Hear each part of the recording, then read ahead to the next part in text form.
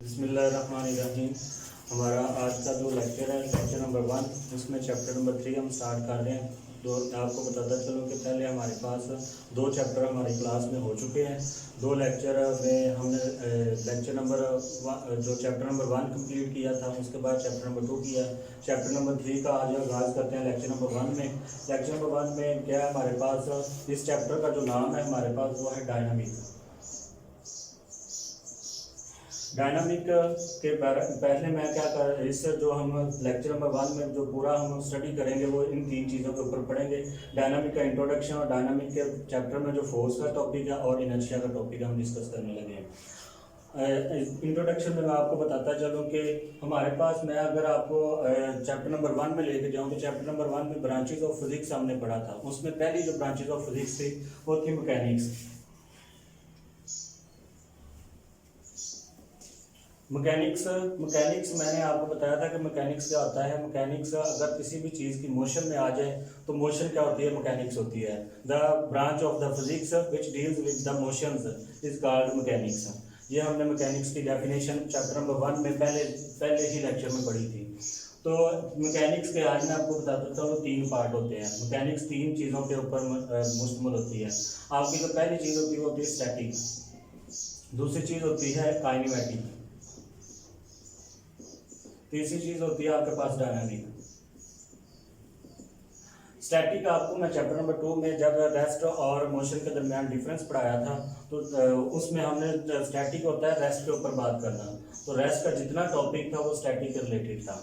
उसके बाद हमने काइनेमेटिक चैप्टर नंबर 2 पूरा काइनेमेटिक हमने स्टडी किया है। लेकिन काइनेमेटिक की जो डेफिनेशन हमने चैप्टर नंबर 2 में की थी वो ये थी कि कोई भी चीज़ की मोशन के ऊपर स्टडी करना, और मोशन के ऊपर स्टडी करने के बाद हम किसी काज को डिस्कस नहीं करेंगे।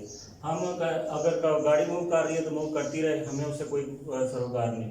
हमें बस ये है कि हमने सिर्फ मोशन को देखना, मोशन के ऊपर स्टडी करना है। हमने काज के ऊपर भी बात कर ली। उसके बाद हम आ जाते हैं डायनामिक में। डायनामिक में आज हम इंट्रोडक्शन में इसकी डेफिनेशन स्टडी करेंगे। डायनामिक में क्या होता है कि काइनेमेटिक और डायनामिक में सिर्फ एक मेन डिफरेंस है, इसमें काज को हम स्टडी करते हैं। काज क्या होती है, काज मतलब कि अगर गाड़ी मूव कर रही है तो गाड़ी मूव क्यों कर रही है, गाड़ी किधर को मूव कर रही है, इसकी वजह को तलाश करना, इसको पढ़ना, इसके ऊपर स्टडी करना, ये सारा क्या कहलाता है, डायनामिक कहलाता है। और अगर फिजिक्स का अगर सही आगाज हुआ तो ये डायनामिक के चैप्टर से हुआ। तो डायनामिक चैप्टर बहुत इंपॉर्टेंट है फिजिक्स के टॉपिक्स में। और डायनामिक में आज हम इसकी डेफिनेशन आपको क्लियर हो भी गई होगी कि the study of motion of a body with its cause, जो इसके काज के साथ इसकी स्टडी की जाए किसी भी बॉडी की, वो क्या कहलाती है, डायनामिक। ये इंट्रोडक्शन में आपने सिर्फ और सिर्फ क्या करनी है, डायनामिक की डेफिनेशन याद करनी है, जो बुक के अंदर चैप्टर नंबर 3 में पिंक बॉक्स में भी लिखी हुई है। उसके बाद हम डिस्कस करने लगे हैं। अब आपको पता है कि काज, कोई भी चीज़ अगर मूव करती है उसमें कोई ना कोई चीज़ फोर्स अमल कर रही होती है, कोई ना कोई जोर लग रहा होता है उसके साथ। इंजन का जोर लग रहा है, कोई धक्का लगा रहा है, उसका जोर लग रहा है, तो मतलब फोर्स तो आ रही है ना। तो फोर्स आने के लिए हमें इसका पूरा एक टॉपिक स्टडी करना है। फोर्स में जो हम स्टडी करेंगे वो जो हमारी मेन चीज़ें वो सारी यही हैं। डेफिनेशन जैसे कि आप लोगों को पता है, जब भी मैं क्लास में टॉपिक पढ़ाता था उसके की पॉइंट्स होते थे। अब ये की पॉइंट्स फोर्स में ये सारे की पॉइंट्स आप लोगों ने याद करने हैं। सबसे पहला जो की पॉइंट है डेफिनेशन है, एग्जांपल है, फार्मूला है, क्वांटिटी है, यूनिट है, सिंबल है और नोट है। अच्छा, ये फोर्स क्या होती है, डेफिनेशन की इसके ऊपर स्टडी करते हैं। डेफिनेट कोई भी चीज़ की अगर आपको पता है कि अगर वो स्टॉप मूव कर रही है या मूव करने की कोशिश कर रही है तो उसमें कोई फोर्स लग रही होती है।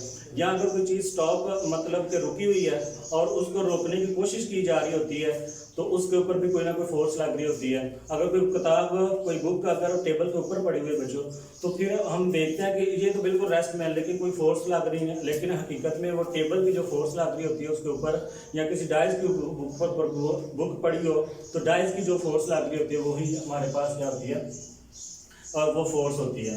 एक्शन और रिएक्शन की फोर्सेस आगे जाके हम पढ़ेंगे, आपको क्लियर हो जाएगा कि टेबल के ऊपर जो बुक पड़ी होती है उसमें कितनी किस्म की फोर्सेस लगती हैं।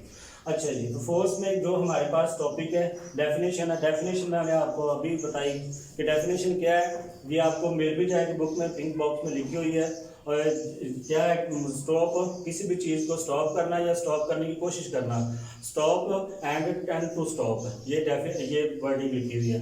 इसकी मैं अगर आपको एक एग्जांपल, बहुत ज़्यादा एग्जांपल्स दी गई हैं बुक के अंदर। साइड इंफॉर्मेशन में अफरीदी की एक तस्वीर बनी है, अफरीदी एक बॉल को हिट कर रहा है, मतलब फोर्स लग रही है। उसके बाद एक बुक के अंदर साइड इंफॉर्मेशन में, दूसरी इंफॉर्मेशन में एक लड़का दीवार को धक्का लगा रहा है, तो वो भी एक फोर्स लग रही है। उसके बाद गोलकीपर एक बॉल को रोक रहा है, तो वो भी क्या लग रही है, फोर्स ही लग रही है। अब इसकी एक एग्जांपल देता हूँ जो डेफिनेशन के साथ आपको समझने में फ़ायदेमंद होगी। एक हमारे पास दो प्लेयर हैं, फुटबॉल अगर आपने स्टडी किया हो, फुटबॉल कभी देखा हो, तो आपको दो प्लेयर्स का नाम पता होगा। एक का नाम रोनाल्डो और एक का नाम मेसी। रोनाल्डो ने क्या किया, एक बॉल लिया, उसको किक की, ठीक है। तो इसने क्या किया, एक बॉल को टेंड टू मूव, मतलब कि मूव करवाने की कोशिश की। और एक मेसी ने क्या किया, उस बॉल को रोकने की कोशिश की। तो इसने क्या किया, टेंड टू स्टॉप। तो मतलब क्या, दोनों ने क्या किया है, स्टॉप करते हुए भी और मूव करते हुए भी बॉल को फोर्स ही लगाई। तो फोर्स की 4-5 एग्जांपल डिस्कस हो चुकी हैं, जिनमें से आप बुक वाली जो साइड इंफॉर्मेशन वाली गोलकीपर वाली कर लें, या कोई मतलब वो जो दीवार पे लड़का धक्का लगा रहा है वो भी आप कर सकते हैं। उसके बाद आप पहली जो अफरीदी हिट लगा रहा है बॉल को, वो भी कर सकते हैं, बुक के अंदर वो साइड पे बनी हुई है। उसके बाद हमारे पास फार्मूला है। तो हम फोर्स का फार्मूला क्या होता है हमारे पास, F is equal to MA, F is equal to MA। ये आपने एज इट इज याद करना है, ये हम आगे जाकर इसको प्रूफ भी करेंगे इसके फार्मूले को। और ये फोर्स एक वेक्टर क्वांटिटी है, क्योंकि ये फोर्स की डायरेक्शन होती है, हमें पता लग रहा होता है फोर्स किधर को अप्लाई हो रही है, चारों साइडों पे, नॉर्थ वेस्ट ईस्ट वेस्ट सब तरफ जो अप्लाई हो रही है। तो क्वांटिटी क्या है, वेक्टर क्वांटिटी है। उसके बाद जो फोर्स का यूनिट है वो है न्यूटन है, ठीक है, ये आपने इसी तरह याद करना है। उसके बाद सिंबल इसका क्या है, F है, ठीक है। आप इसको बोल्ड कर लें क्योंकि ये वेक्टर में है, अगर बोल्ड नहीं कर सकते तो इसके ऊपर एरो लगा दें। तो ये वेक्टर क्वांटिटी है। नोट क्या है कि कोई भी फोर्स क्या कर सकती है, किसी भी चीज़ की शेप और साइज को चेंज कर देती है। मसलन कि मैं आपको एक मिसाल पे समझाता हूँ कि हम एक ड्यू का, इस तरह का ड्यू का टीम पैक जो होते हैं हमारे बोतल जिसमें होती है वो हम पी रहे होते हैं। तो हमें क्या है, एकदम गुस्सा आया, हमने वो टीन को दबाया तो टीन की शक्ल ये बन गई, ठीक है, इस तरह की होगी। तो मैंने क्या किया कि हमने फोर्स लगाई और उसका साइज और शेप भी चेंज कर दी।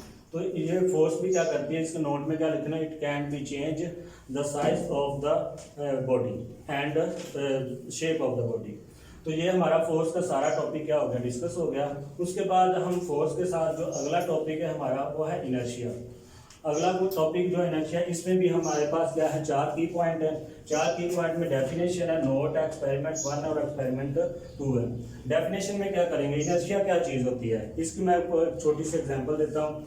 अगर हम गाड़ी रोड पे जा रहे हैं, तो गाड़ी किसी की खराब हो गई या हमारी खराब हो गई है, तो हम दूसरों को कहते हैं कि धक्का लगाएं, ठीक है। तो हम उस गाड़ी को धक्का लगा रहे होते हैं, तो हम वो वक्ती तौर पे पहले जो इनिशियल पॉइंट होता है तब तो वो मूव नहीं करती, लेकिन जब ज़्यादा फोर्स लगती है तो वो गाड़ी मूव करना शुरू कर देती है धक्के से। तो मतलब क्या है कि ये भी एक इनर्शिया है। अब इनर्शिया क्या चीज़ होती है कि एक कोई भी चीज़ अगर आप समझ लें कि कोई चीज़ रेस्ट में पड़ी हुई है तो वो रेस्ट में ही पड़ी रहेगी, और अगर कोई चीज़ मोशन में है तो वो मोशन ही करती रहेगी जब तक कोई अगली फोर्स आकर उसको उसकी पोजीशन को बदल ना दे। अगर फर्ज करें कोई चीज़ मूव कर रही है तो उसको, वो मैंने आपको मेसी वाली एग्जांपल दी, उसने बॉल को रोका था, तो इसने रोकते क्या किया, उसको उसकी मोशन हो रही थी तो उसको बदल दिया। उसके बाद रोनाल्डो ने क्या किया, बॉल रेस्ट में पड़ी थी तो उसको किया तो मूव करना शुरू कर दी। अब डेफिनेशन में क्या है कि ये जो किसी भी चीज़ की ऐसी खसूसियत है, डेफिनेशन बुक के ऊपर पिंक बॉक्स में लिखी हुई है कि उसमें यही लिखा हुआ है कि ये क्या करता है, किसी भी रेस्टेड में चीज़ पड़ी हुई या किसी भी यूनिफॉर्म मोशन से स्ट्रेट लाइन में मूव करती हुई चीज़ के खिलाफ रेसिस्ट पैदा करता है। रेसिस्ट मतलब कोई अनबैलेंस, तब तक वो फोर्स लगेगी नहीं जब तक वो उसकी पोजीशन चेंज ना कर दे। तो इनर्शिया ये चीज़ होती है। इनर्शिया का फर्दर जब हम एक्सपेरिमेंट समझेंगे आपको ज़्यादा क्लियर हो जाएगा।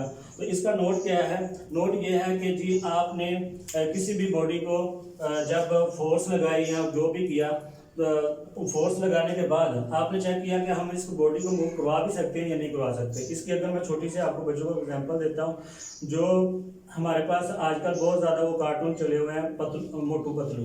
तो मोटू अगर फर्ज कर लें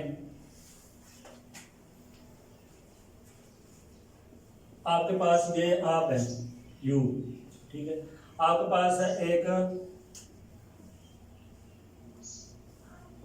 इसका नाम अगर मोटू रख दें और इसका नाम अगर पतलू रख दें, तो मोटू ने क्या किया, आपको किक की, ठीक है, और पतलू ने भी आपको किक की। ये भी सेम स्पीड से आ रहा था 10 मीटर पर सेकंड से, ये भी 10 मीटर पर सेकंड से आ रहा था। तो बताएं आपको ज्यादा फेल की किसकी होगी? तो मतलब क्या है कि मोटू की होगी। तो मोटू का क्या है, मैथ ज्यादा है, तो इसका मैथ कम है, इसका मैथ ज्यादा और इसका मैथ कम है। जिसका मैथ ज्यादा होगा उसका इनर्शिया की जो फोर्स होगी वो ज्यादा लगेगी, और जिसका मैथ कम होगा उसमें इनर्शिया कम होगा। तो मैथ जितना ज्यादा होगा उतनी ज्यादा इनर्शिया कम होगी। ये बात गलीलियो ने बताई थी, और इसको बाद में न्यूटन ने अच्छे तरीके से एक अच्छे मैनर में लिखा भी था। तो उसके बाद हमारे पास एक्सपेरिमेंट नंबर 1 और एक्सपेरिमेंट नंबर 2 है। एक्सपेरिमेंट नंबर 1 में हम क्या करेंगे, ये एक्सपेरिमेंट नंबर 1 में हम एक कार्डबोर्ड लेंगे, एक सबसे पहले एक आप ग्लास लेंगे,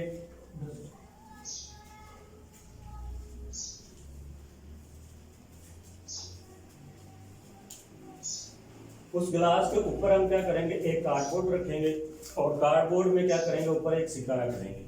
सिक्का रखने के बाद हमने क्या किया कि इस कार्डबोर्ड को क्विकली से आस्ता से खींचा।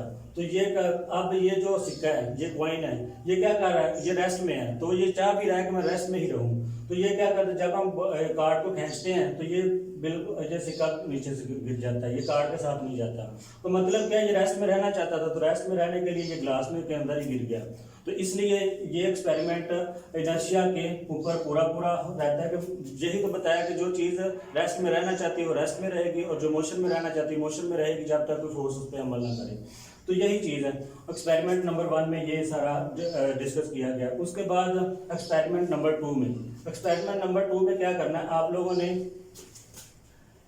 कॉइन्स इकट्ठे करने हैं, 10-10 वाले, 5-5 वाले, जो भी कॉइन्स होंगे आपके पास वो आपने इकट्ठे करने हैं, और एक आपने कागज की पट्टी लेनी है, उसके नीचे रख देनी है, और क्या करना है कि वो कॉइन्स को आपने ऊपर नीचे से वो कागज को खींचना है। तो कॉइन्स क्या होंगे, उसके जो जुड़े होंगे, लाइन बनी होगी, वो उसी तरह ही नीचे आ जाएगी। तो मतलब क्या पता चला कि जब हम नीचे से कागज को खींचेंगे तो ये रेस्ट में था, तो इसने रेस्ट में ही रहना था, तो इसलिए ये कॉइन्स अपनी जगह से नहीं हिले, वहीं रेस्ट पोजीशन में पड़े रहे, तो ये रेसिस्ट होते हैं। तो ये सारा आप लोगों का ये टॉपिक था लेक्चर नंबर 1 में। चैप्टर नंबर 3 में ये 3 हमने डिस्कस किए। इसको मैं थोड़ा सा रिवाइज करता चलूँ। इंट्रोडक्शन में हमने बच्चों ये पढ़ा कि हमने डेफिनेशन याद करनी है डायनामिक की। सिंपल आपने डायनामिक की डेफिनेशन याद करनी है, उसमें वो आपको बुक से मिल भी जाएगी, और मैंने आपको बता भी दिया द स्टडी ऑफ मोशन, ये वाली the study of motion of a body and with its cause. तो ये इसकी डेफिनेशन आपने क्या करनी, इंट्रोडक्शन में याद कर लेनी। उसके बाद फोर्स में ये आपने परेशान नहीं होना, ये सारी हेडिंग याद कर लेंगे तो फोर्स का सारा टॉपिक आपको क्लियर हो जाएगा। डेफिनेशन आपने याद करनी है, time to move and time to stop, ये उसमें डिस्कस होगा। वो आपको मैंने ये वाली एग्जांपल भी दी, एग्जांपल 4 मैंने बताई, बॉल वाली भी बता दी, किक वाली भी बता दी, एक आदमी दीवार को बता लगा रहा है वो वाली। तो आप 4-5 में से कोई सी भी 2 याद कर लें। उसके बाद formula F equal to m है, क्वांटिटी वेक्टर है, यूनिट हमारे पास न्यूटन होता है, सिंबल इसका F है। नोट क्या है कि ये फोर्स क्या करती है, किसी भी चीज़ का साइज और शेप चेंज कर देती है। It can be size and shape and change and size and shape. तो इसकी एग्जांपल मैंने ये दी, ड्यू का एक चीन पैक है, उसके ऊपर हम फोर्स लगाई तो वो उसकी जो शक्ल चेंज होगी, तो फोर्स इसकी शक्ल को चेंज कर दिया। तो ये सारा फोर्स का टॉपिक इसी तरह क्लियर हो गया। उसके बाद इनर्शिया में भी ये आप लोगों ने 4 हेडिंग याद करनी। डेफिनेशन बुक से आपको पिंक बॉक्स में क्लियर कट लिखी हुई है। उसके बाद नोट है, नोट में क्या करना है कि ये कोई भी बॉडी के जो इनर्शिया होता है डिपेंड करता है मैथ के ऊपर, जितना ज़्यादा मैथ होगा उतनी ज़्यादा उसकी इनर्शियल फोर्स होगी। उसके बाद एक्सपेरिमेंट नंबर 1 है, एक्सपेरिमेंट नंबर 2 है। एक्सपेरिमेंट नंबर 1 में आपने क्या करना है, ये जो ग्लास है उसके ऊपर एक कार्ड रखना है, कार्ड के ऊपर एक कॉइन रखना है और उसको आप कार्ड को खींचना है तो ये कॉइन नीचे गिर जाएगा। तो इससे पता चला कि ये कॉइन रेस्ट में रहना चाहता था, लेकिन कार्ड को फोर्स लगने के बाद भी उसने खुद महसूस किया कि मैंने रेस्ट में रहना है, तो वो ग्लास के अंदर गिर गया। उसके बाद चैप्टर एक्सपेरिमेंट नंबर 2 है। एक्सपेरिमेंट नंबर 2 में आपने क्या करना है, कॉइन्स आपस में लाइन में जोड़ने, लाइन में जोड़ने के बाद नीचे आपने क्या करना है, एक स्ट्रिप काट के या किसी कागज़ की एक छोटा सा हिस्सा लेके उसके नीचे रखना है। तो आपने क्विकली से उसको नीचे से खींचना तो लाइन वैसे ही वैसे रहेगी। तो इससे भी क्या पता चला, इनर्शिया के कंसेप्ट का पता चला। थैंक यू सो मच, मिलते हैं अगले लेक्चर।